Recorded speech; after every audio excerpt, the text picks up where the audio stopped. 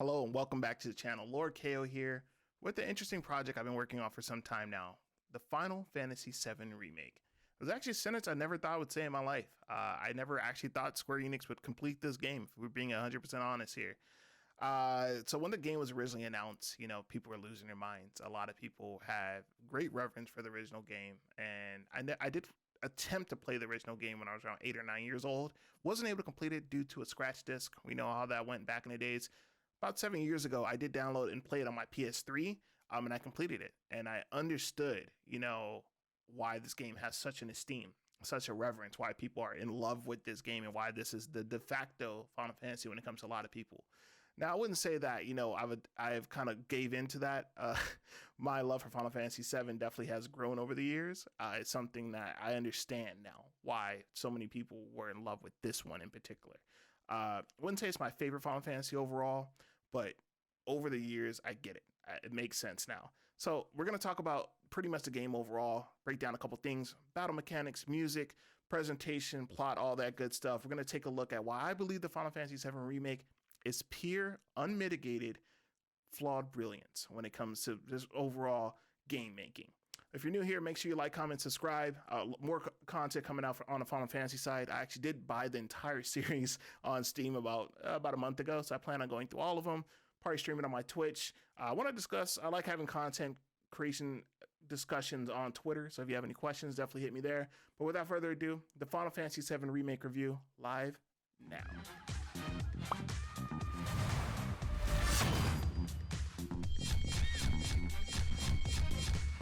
Okay, well, before we go any further, let's discuss the fact that this review is taking place close to a year after the game's release.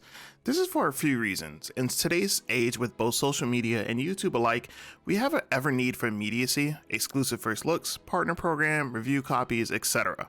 While I certainly wouldn't say I'm immune to this, it has never really compelled me to run out and purchase most games on their release dates. In fact, over the last 5 years or so, there's maybe been only 4 games that I've actually bought on their release date, and the vast majority of them are bought years after when they're on sale. This has a benefit in a couple different ways. You get a very clear idea of the product that you're buying, and this helps avoid major buyer's remorse. Not necessarily in a financial way, but in the way that time spent on a game that you may completely end up hating or being completely indifferent towards after sinking in more than 40 plus hours. For any of us older gamers out there, 30 plus gang, where you at? With work, school, kids, relationship, any free time that we have, we want to capitalize in the best way possible. This generally leads to most of us being stuck in an endless loop of nostalgia, replaying older titles endlessly, as we know the time investment is well worth it. Well, I'm here to tell you Final Fantasy VII Remake has made me completely reevaluate this entire philosophy that I've held for close to a decade, and you know what? It feels pretty fucking good. So let's break this down into a couple different subcategories regarding the game. We'll take a look at the story, battle system, presentation, music, and our overall conclusion regarding the Final Fantasy VII Remake. One thing I always appreciated about Final Fantasy VII was its opening. Having our main protagonist on a mission to commit an act of terrorism in the first mission is a pretty ballsy jumping off point. Oh wait, they did that before? Well, guess what? That game doesn't have some of this game's assets. It immediately draws into question the ever-looming question of, are we the good guys here? And sets a conflict stage for more of a morally gray area than most of the other Final Fantasy titles. I've always appreciated this delivery method as opposed to tedious fetch quests from the beginning of the story that other RPGs of this era were infamous for. From the onset of the story, our main character Cloud is our look into the world of Midgar, a futuristic, borderline cyberpunk-esque town that harnesses the power of the planet's life force by the evil Shinra Electric Power Company. Hold on, how can a power company be evil? Well man, try living in upstate New York for a few winters and you'll be grabbing your Buster Sword as well to exact revenge. Our look into the world around us is broken down by way of main story chapters mixed in with optional side missions used as a vehicle to expand and show the player the world of Midgar. Overall, most of the main and side chapters were pretty well done, with only one notable exception. The side missions in particular are pretty lively and bring their own element of charm to the game. In particular, some of the early, mid-game segments revolve around Cloud lending a helping hand to some of the ladies of Midgar, and let's just say, they all seem to have what some would refer to as a preferred payment method. Depends. Mind coming over tomorrow night?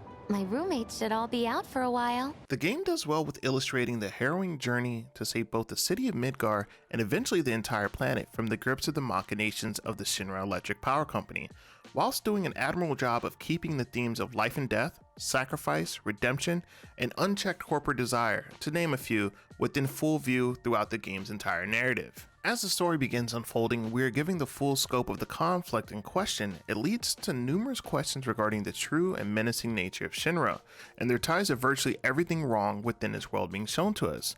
Without going into too much spoilers, suffice it to say that these guys have their hands in literally everything from genetic engineering to outright alien experimentation. As we see the continued fallout in our heroes' clashes with Shinra, the game does a terrific job at showing your impact to the world around you. For example, scenes like you walking through the wreckage of the reactor we just blew up and seeing the direct collateral damage we cause is presented in a very direct and sobering manner to the playing audience.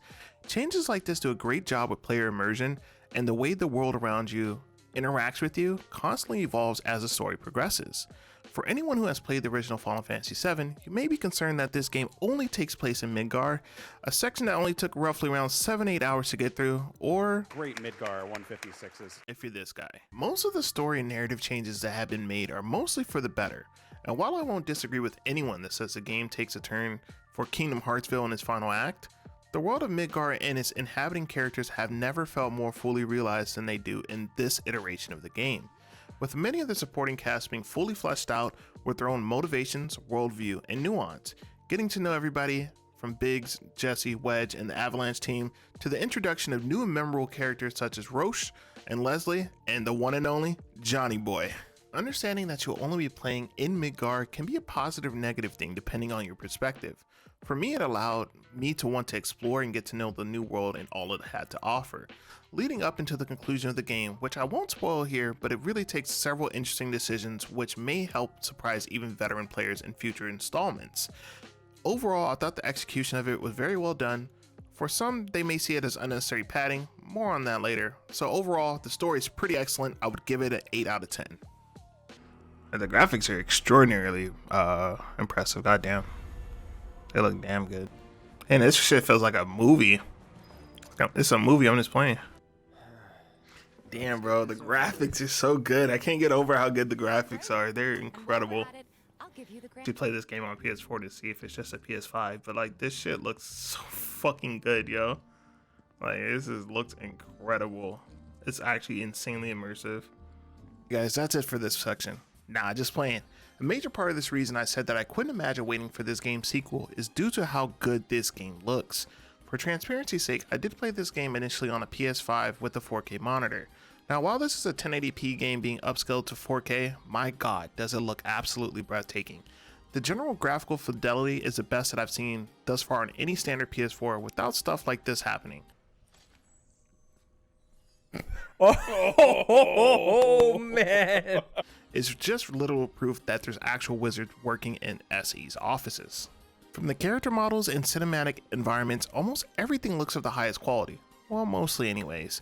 And this is something that shines through every corner of Final Fantasy VII Remake.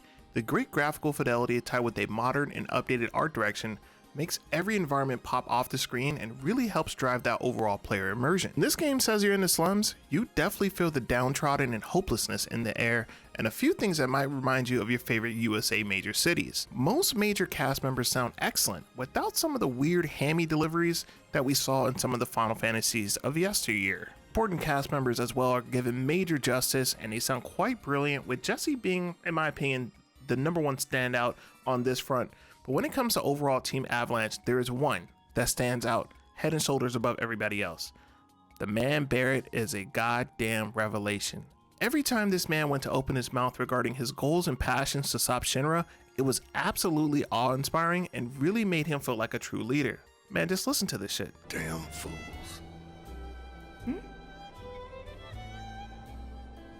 Ones who come here at night to take in the view.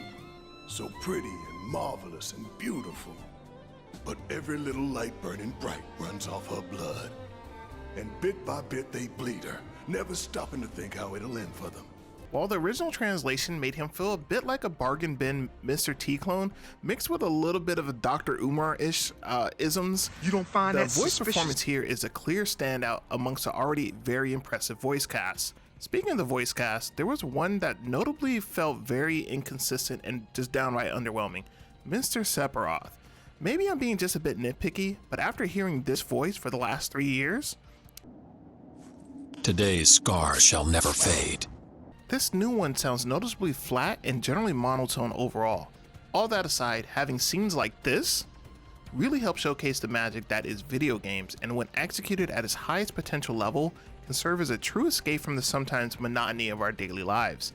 All that aside, the cutscenes universally are pretty brilliant, and the conclusion in the game in particular has some Infinity War level of goddamn that was fucking cool moments. Presentation, 10 out of 10.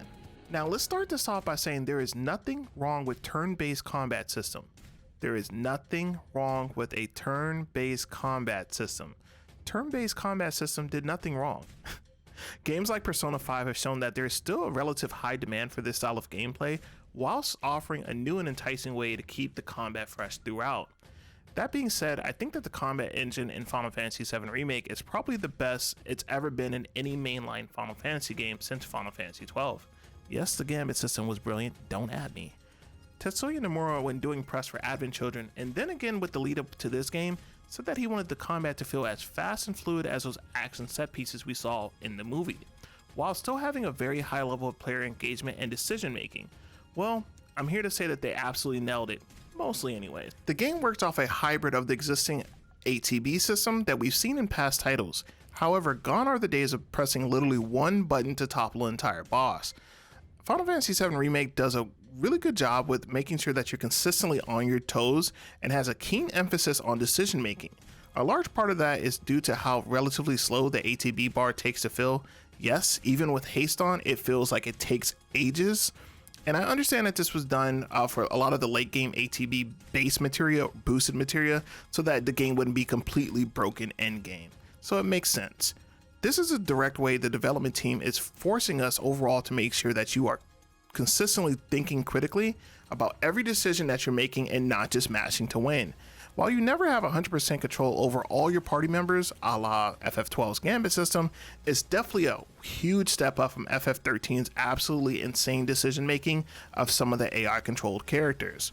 Now, a lot of people have complained about the aerial combat in this game and how it can be an absolute pain to deal with a lot of the airborne enemies. I never really found it to be much of a bother. Although I will say that this animation looks just as weird as it did 11 years ago in Final Fantasy XIII. One thing I did consistently notice was that sometimes the targeting system would just result in me aiming at nothing during critical points in the battle and burning ATB bars unnecessarily and dying for it. It happened frequently enough that I began to feel like this when controlling Barret. What kind of shot is that? Have you ever shot that shot? Do you work on that shot? Overall, I found the depth to be quite vast, and I played the game barely scratching the surface of what was truly possible with some of the more insane materia combinations. Speaking of materia and weapons overall, let's talk about them. The materia system was actually my favorite part of the original game, and it has been given a pretty nice facelift overall and made into a much more toned down version of what was available within the original title, with new creative combinations revolving your ATB usage and movement options being added in. Welcome change. Weapons, on the other hand, never lose their utility thanks to the new and improved weapon upgraded system. It was good to be able to switch back to a weapon that I aesthetically appreciated without the fear of gimping myself in future conflicts. On a closing note, one particular highlight of the battle system was how SE fluidly interweaves cutscenes mid-battle without ever feeling too distracting or removing overall player engagement. I truly digged it. We give the overall battle system a crispy 9 out of 10. This game has an amazingly good soundtrack, even when considered with some of the more hallowed Final Fantasy OSTs. Composer Masashi Hamauzu, who also helmed the OST for Final Fantasy XIII. Now, while I wouldn't say Final Fantasy XIII is bad by any stretch of the imagination when it comes to OST, it generally doesn't stand in the same reverence as some of the other titles' OSTs. Hamauzu shows both his level of depth and evolution as a composer, with even the remix pieces sounding like a true breath of fresh air.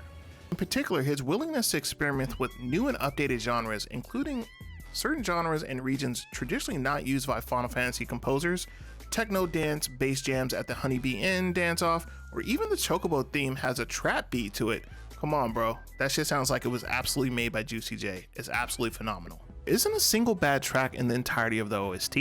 It seems that Masashi was able to completely understand the vision for this new world and give us an OST that perfectly encapsulates every environment and scenario, while giving us compositions that help tie the player's emotional connection to the game and the characters within.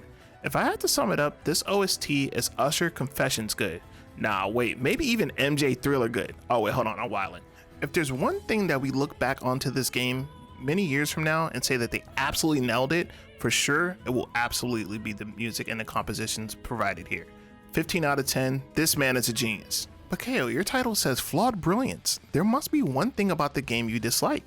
Sure, in today's landscape, it's almost impossible to satisfy all audience bases, and generally attempts to be all things to all people tend to end up pretty disastrously as we've seen time and time again. So I know what you're all thinking. What was the one thing keeping this game away from greatness? I mean, I've given the game pretty much universally great scores so far, so what could it be? One thing that can make or break any game, from indie to AAA, is pacing, and Final Fantasy VII Remake has entirely too much padding. This is something that I'm sure you've heard before with other talking heads on the interwebs. For the purposes of this, we'll have to dive into major spoiler territory. You've been warned. I think there is one single stretch of chapters that absolutely broke me. After the plate drops and we have to head back to Sector 7 to figure out the fallout, the game hits a literal brick wall pacing wise. You have to go from a sewer segment to a newly added ghost segment that adds virtually nothing of value and serves to just waste time, and leading into an extended train graveyard sequence. I understand that 2 out of 3 of these were already in the original game, but that haunted ghost segment is just literally just a time waster. Any momentum or sense of urgency or anxiety that the game has been so good with cultivating has completely vanished, just like a fart in the wind. This is also something that occurs in several future chapters where boss fights seem to just be added in to make sure this player isn't asleep at the wheel. I was so nonplussed that it took about a week away from the game. It really rubbed me the wrong way. While I'm a pretty forgiving person when it comes to some of the fetch quests or tedious mini events to progress the game, this game seems to be sending slightly mixed messaging. On the one hand, there seem to be things built in to help speed up some of the tedium, such as fast travel later in the game to help with side quests. But on the other hand, and somewhat simultaneously, some portions of the game seem long just for the sake of being long. There's literally no reason for them to be that long. It's almost as if SE thought we might riot in the streets or cry that we had an incomplete game, so they did everything to ensure the main story had around 40 hours of content no matter what the cost. And the cost in this case, my friends, is perfection. Instead of being a hollowed new age classic, Final Fantasy VII Remake is just an exceptionally good game. And you know what? That's a bit of a shame. In closing, I wanted to give a thank you to the development team over for Final Fantasy VII Remake for waking me up from my potentially flawed mindset regarding trying out new titles at launch. And there's still a very distinct difference between watching Twitch or YouTube footage of a game and actually experiencing it for yourself. I had honestly forgotten that. Thank you for reminding me just how great and powerful video games can be when done right. I mean, look at that man. He's got a smile back. So for an overall score, what's it gonna be? Easily, the whole game, even when Chapter 12 and the whole pacing and the padding issue, can't be anything lower than 9 out of 10. An absolute revelation of a video game. Shout out to SE, you proved me wrong. I'd never thought this game would actually be released, but you proved me wrong. It's a damn good game. Check it out if you got a chance, guys. Make sure you like, comment, and subscribe. More Final Fantasy content coming soon. Peace out, guys.